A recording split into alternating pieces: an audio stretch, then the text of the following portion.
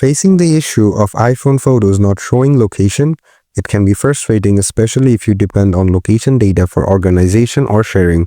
This problem usually happens because of settings related to location services or permissions. In this video, I'll show you how to fix it step by step. Let's get started.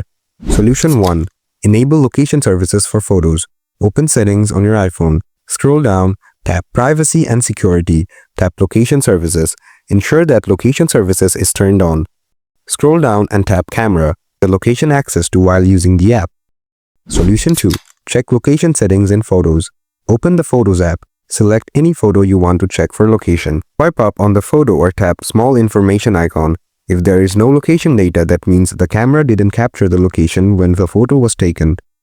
The previous steps should fix this issue for future photos. In that case, you need to add location tapping, adjust, search for location, edit here, and after this your location will automatically come under the picture. Solution 3. Reset location and privacy settings. If the issue persists, resetting the location and privacy settings might help.